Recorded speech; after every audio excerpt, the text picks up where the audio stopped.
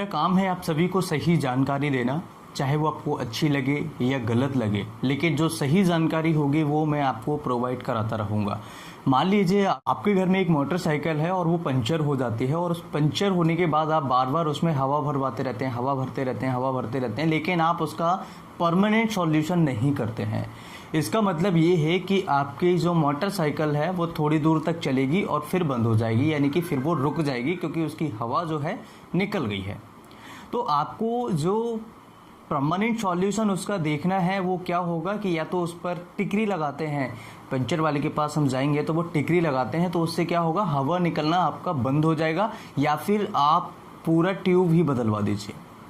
तो ट्यूब बदलवाने के लिए आपको ज़्यादा खर्चा करना पड़ेगा, लेकिन छोटी सी टिकरी लगाने के लिए, छोटी सी टिकरी अगर आप उस पर लगवाते हैं तो उसमें आपको कम खर्चा करना पड़ेगा।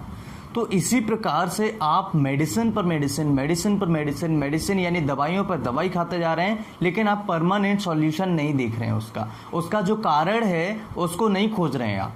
हम यहाँ पर कर क्या रहे हैं, मान लीजिए मेरे गले में छाले हो गए हैं और गले में लाल लाल छोटे छोटे दाने भी हो रहे हैं, छोटी छोटी फुंसियाँ भी हो रही हैं, और गले में जब हम निकलते हैं तब जलन होती है, गले में दर्द होता है। तो हम क्या कर रहे हैं, मेडिसिन पर मेडिसिन खा रहे हैं, हम घरेलू नुस्खों भी अपना रहे हैं, कुछ अन्य तरह की दवाइयाँ भी खा रहे हैं, आयुर्वेदिक खा रहे हैं, एलोपैथिक खा रहे हैं, होम्योपैथिक खा रहे हैं। सारी दवाइयाँ आपने जो दुनिया में दवाइयाँ होती हैं वो सारी ट्राई करके देख ली, लेकिन वो ठीक नहीं हो रही है। जैसे कि जो आपकी साइकिल का, जो आपकी मोटरसाइकिल का टायर पंचर हुआ था, जो ट्यूब पंचर हुआ था, वहाँ पर आप क्या कर रहे हैं, हवा भरवाते जा रहे हैं, लेकिन उस पर टिकरी नहीं लगा रहे हैं, क्योंकि आपने जो उसका जो कारण है वो कारण आपने खोजने की कोशिश ही नहीं करी।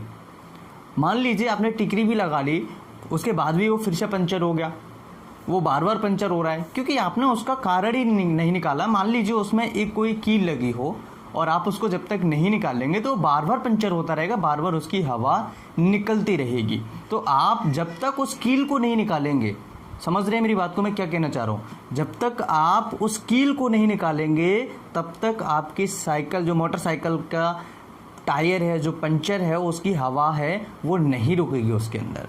इसी तरीके से जब तक आप अपनी बीमारी का कारण नहीं निकालेंगे, कारण नहीं खोजेंगे, तब तक आपकी बीमारी सही नहीं होगी।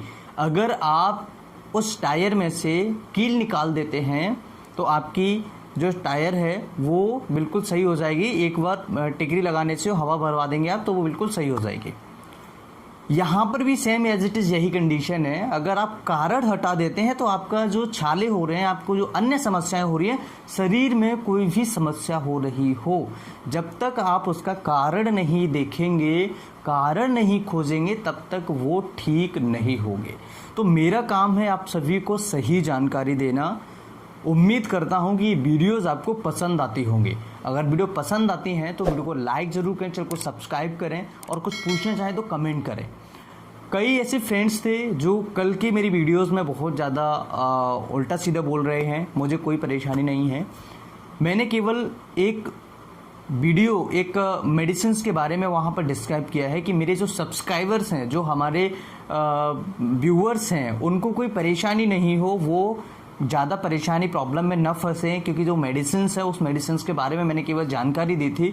और कुछ लोग कह रहे हैं कि आप तो चेले हो या गुरु बाबा रामदेव के चेले हो, फलाना है ढिकाना है, उसका ट्रायल नहीं हुआ है, कुछ नहीं हुआ है। अरे भैया, उसका ट्रायल नहीं हुआ है वो अच्छी बात है, कोई दिक्कत नहीं है, ट्रायल भी होगा उसका। जो पेशेंट्स के ऊपर उन्होंने जो मेडिसिन प्रूव की है, हो सकता है कि वो ट्रायल करें और ट्रायल होगा भी। ऐसा नहीं है कि बिना ट्रायल के कोई मेडिसिन आए तो वो उसका ट्रायल भी होगा, लेकिन मेरा काम था उस मेडिसिन्स के बारे में आपको जानकारी देना। मेडिकल से रिलेटेड कोई भी अगर अपडेट्स आपको आती है तो मैं आपको दूंगा, और वो अपडेट्स सही जानकारी देना मेरा कर्तव्य है। वीडियो जिनको अच्छा नहीं लगा हो उनको भी धन्यवाद, और जिनको अच्छा लगा हो, जिन्होंने मुझे सपोर्ट किया, उनका बहुत बहुत तहे दिल से धन्यवाद।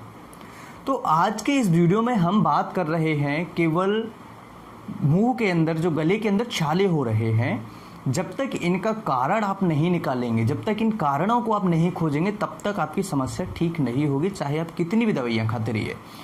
लेकिन इस वीडियो में आपको मैं कोशिश करूँगा एक ऐसी बेस्ट होम्योपैथिक मेडिसिन के बारे में डिस्कस करूँगा जो मुंह के छालों के लिए रामबाण है, बहुत ही अच्छे तरीके से इनका सफाया कर सकती है। और मुंह के छाले कैसे भी हो, ये बहुत ही फेमस दवाई है। इस मेडिसिन का नाम भी मैं आपको बताऊंगा। पहले इसके कारण समझ लेते हैं कि इसके कारण क्या हैं। देखिए, आपको ध्यान रखना होगा, जब भी आपके मुंह के अंदर छाले होते हैं तो ये किन कारणों से होते हैं। सबसे पहला कारण होता है आपके गले में कोई इन्फेक्शन होना। दूसरा कारण होता है आपके शरीर में विटामिन B12 की डेफिशिएंसी होना, मल्टीविटामिन्स की डेफिशिएंसी होना। नंबर 3 इसका कारण होता है कि आपका जो शरीर है वो विटामिन्स को एब्जॉर्ब नहीं कर पा रहा है। नंबर 4 जो कारण है, आपके पेट खराब चल रहा है, आपको कॉन्स्टिपेशन चल रहा है, कभी कभार आपको दस्त लग रहे हैं। ऐसा अगर चलता रहेगा तब भी आपको मुंह के अंदर छाले होंगे, गले के अंदर छाले हो सकते हैं। 5वां जो कारण है GERD की वजह से, ये बहुत ही कॉमन कारण होता है गले में छाले होने का, क्योंकि गले में जो छाले होते हैं ये GERD की वजह से होने के फुल चांसेस होते हैं। क्योंकि GERD में क्या होता है, जो हमारा एसिड रिफ्लेक्स होता है वो गले तक आ जाता है और ये एसिड रिफ्लेक्स की वजह से यहाँ पर छाले होने के चांसेस फुल होते हैं। जिनको जीभ में छाले हैं वो एक अलग मैटर है। जीभ यानी टंग के अंदर जो छाले होते हैं वो विटामिन B12 की डेफिशिएंसी से होते हैं, आयरन की कमी से होते हैं, मल्टीविटामिन डेफिशिएंसी की वजह से होते हैं, शरीर में कोई अन्य समस्या है उसकी वजह से, पेट खराब होने की वजह से भी होते हैं। तो ये कारण अगर आपको किसी को है, इस कारण को अगर आप हटा देते हैं, इनमें से कोई एक भी कारण होगा तब भी आपको ये समस्या आएगी। तो सबसे पहले कोशिश कीजिएगा बिना दवाई के कि इन कारणों को आप रिमूव करें। हमेशा ध्यान रखिए, आगे पीछे कभी भी कोई भी बीमारी होती है तो कारण हटाने की कोशिश कीजिए, कारण ढूंढने की कोशिश कीजिए। आपके शरीर में जो बीमारी हुई है उसका कारण क्या है। कारण अगर आपने समझ लिया तो आप समझ लीजिए कि 90% आपकी बीमारी वैसे ही खत्म हो जाएगी। आप खुद ही घर पर ठीक कर सकते हैं, किसी के चक्कर में नहीं फंसोगे, फालतू में लुटोगे नहीं, फालतू में उल्टी सीधी दवाइयाँ खरीदने में बर्बाद नहीं करोगे पैसा।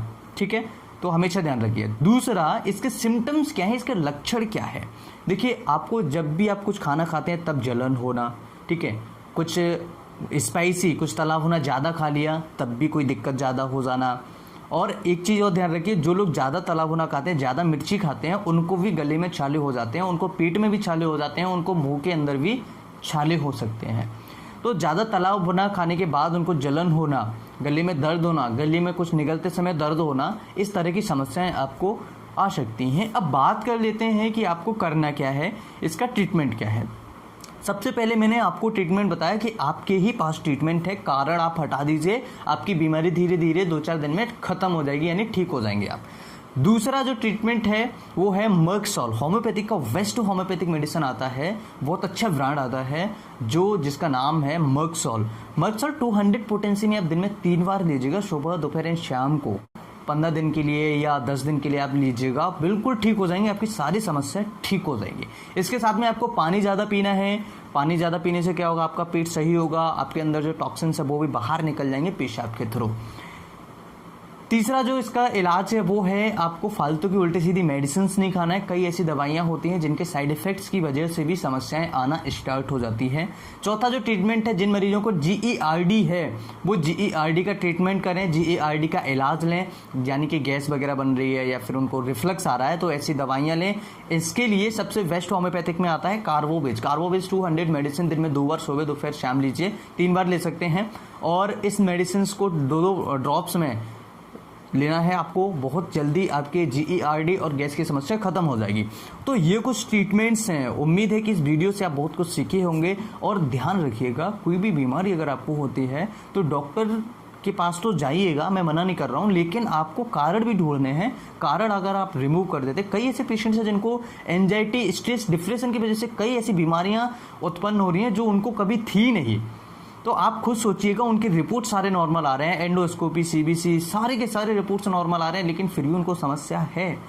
तो आपको ध्यान रखना होगा कि ऐसे पेशेंट्स हमेशा ध्यान रखें, कारण खोजने की कोशिश करें। मैं आप सभी से उम्मीद यही करूँगा कि फालतू में कोई भी ज़्यादा मेडिसिन न खाएं, चाहे वो कोई सी भी पैथी हो, होम्योपैथी हो, आयुर्वेदा हो, एलोपैथी हो, कोई सी भी दवाई फालतू में न खाएं। कोशिश करें कि आपके अंदर जो बीमारी आई है उसका कारण क्या है, वो कारण आप हटा दीजिए, धीरे धीरे आपकी बीमारी ठीक हो जाएगी। ये है बिल्कुल 100% सही जानकारी। वीडियो अच्छा लगे तो लाइक शेयर एंड सब्सक्राइब करें। कुछ पूछना चाहें तो कमेंट करें। अगर आप चैनल पर नए हैं तो मेडिकल से रिलेटेड वीडियोस, मेडिकल से रिलेटेड अपडेट्स देखने के लिए चैनल को सब्सक्राइब करने के बाद बेल आइकन बटन जरूर ऑन करें, जिससे हमारी आने वाली वीडियो आप तक आसानी से पहुंच जाएगी। फिर मिलते हैं अगली वीडियो में, तब तक के लिए bye bye, take care, thanks for watching, have a nice day, Jai Hind.